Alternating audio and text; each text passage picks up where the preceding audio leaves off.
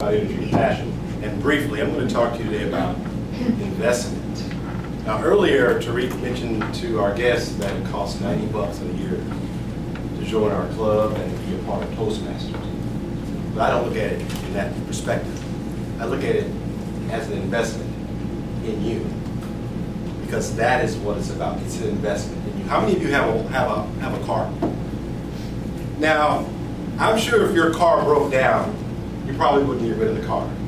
You would invest, repair the car, and keep on moving. It's about investing in you. And I believe that's what we do here at Toastmasters.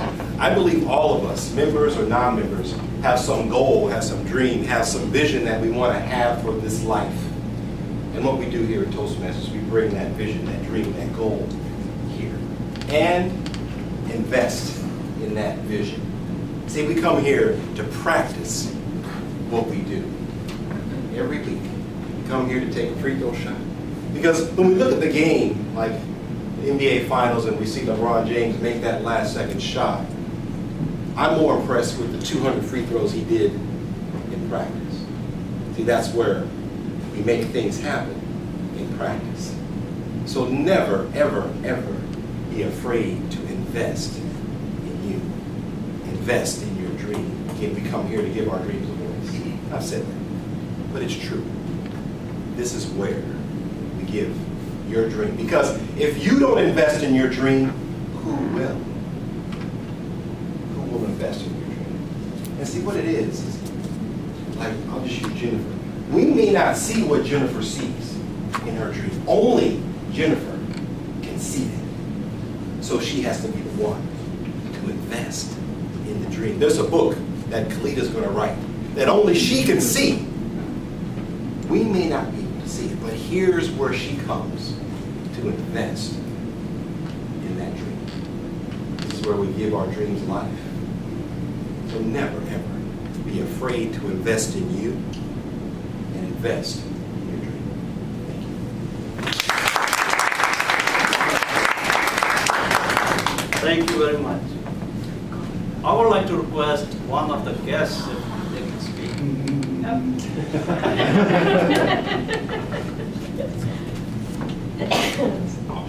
All right. I'll go for it. I don't know what I'm going to talk about. That is the beauty of the speech. So you don't know what you're going to talk. Even you're thinking you're going to talk this, when you come here, it's going to change. Thank you. What's your name? I'm Heather. Heather, please welcome. Thank you. So hello, I'm Heather Beeler, and I've got to think of a topic. Give me 1 second.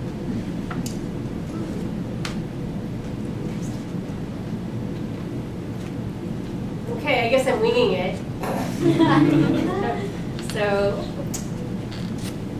I'm going to speak about the evolution of confidence.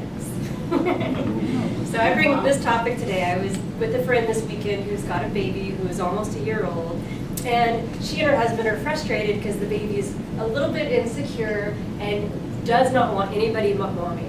But as I'm hanging out and we're talking, this little girl is more of an introvert, but she doesn't have any outside people that she has confidence in or that bring her out of her shell. Dad's a little overwhelming. And I think that if she had a grandparent, she'd go out of the house to visit, or someone else that would be present with the little girl more often. Perhaps the little girl would start to build the confidence that it's okay for mom to have a break and walk out of the room and those things. So at least while I was there, I spent a lot of time really just giving the little girl my full attention and talking with her and playing with her. And so of course mom kept saying, "She really likes you. She really likes you." But I have the same effect with my own nieces and nephews.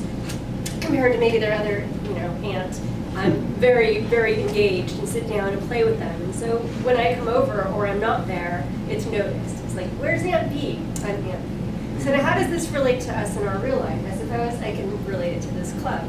I'm an extrovert, somewhat. I'm not afraid to speak publicly, and I do it plenty in my own job. On that same token, I can be insecure sometimes in front of my own peers or my supervisors. And so I could see the advantage of coming to a place like this, getting out of my work zone and into a different place. Perhaps it's stretching my comfort in some ways, or maybe it's making me more comfortable because you don't know what I'm talking about. about if I'm correct or wrong, or you're not judging me in the same ways. So I suppose that's one way to improve upon my confidence. I encourage all of you to apply that to your own lives and where can you stretch and become more secure and confident. Thank you.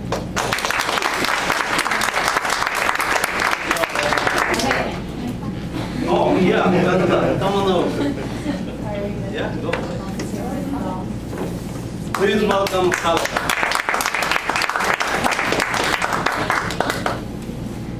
What was your name again? Igor, yes, Igor. So my name is Khalida, and I wanted to piggyback off of Igor's presentation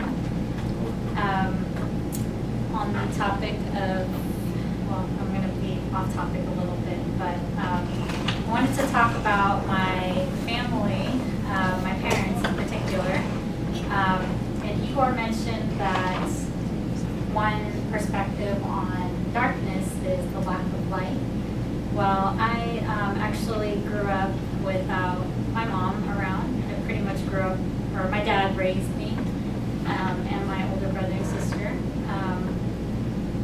And my sister and brother, they both had my mom around when they were growing up, but me as a baby, or my parents were divorced when I was like a year old, so I never got to know her until last summer when I went to go visit her, and I met her for the very first time.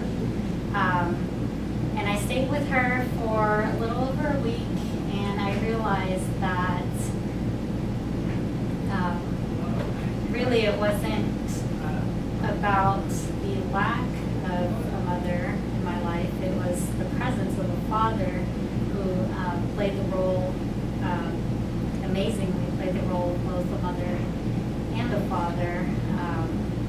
And so I'm just so grateful for, his sacrifices. And I'm glad I'm giving this presentation because I'm a little bit upset with him about some things. It's a good reminder for me to appreciate just all the sacrifices that he's given for the family, or made on behalf of the family.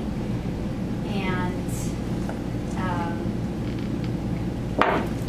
yeah, so thanks for your philosophical talk and my giving me the opportunity to, tell you guys a little bit more about me.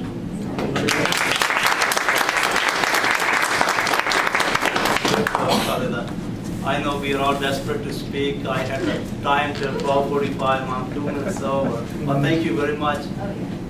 Before we proceed further, since it's a special meeting, the president has to cover too many things also later on.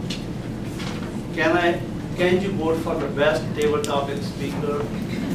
The people who spoke today: June, Igor, Jennifer, Ramesh, Mark, Heather, and Khalida. And pass it on to who's counting votes? June is counting votes. And while June is counting votes, can I have a timer report? Yes. We had 7 speakers today, and everyone was within the time limit of, everyone was under 2 minutes and 30 seconds. So that's great. And several people used the word of the day, but I stopped. I was so engrossed in the conversation, I wasn't listening exactly, but several people at the beginning were talking about this word. Grammarian report, please. All right. So, for those who are not familiar with Toastmasters, or maybe not super familiar with Toastmasters, we do track the ums and uhs and crutch words so that people are aware of what they're using. It's not to point fingers or make anybody feel bad. So, I kept track. I see I keep using so. I kept track today of people's clutch words. And Raj, I didn't hear any from you that I caught. June, you said a couple of times at the beginning, but that was it. Jen, you say and as distinguished from yours is so maybe that will help you cue in. Igor, I just heard a few ands. You who links sentences with and. Ramesh, is your brand? Mark, I didn't hear any.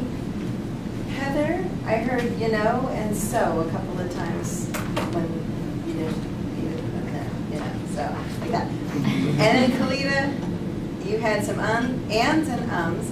And then my absolute favorite was toward the end, you said, and yes. But I appreciate everybody getting up and talking. It was fascinating. This is why I love this club. So thank you very much. Thank you very much, everybody. I would like to request the president, Mr. Tariq, to come over and present the award to the best speaker, table topic master. Also, please, June, come over, please.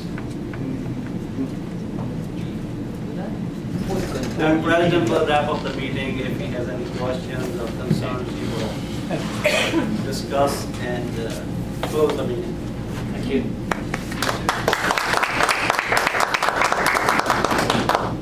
Okay, the best tabletop today is Kalita.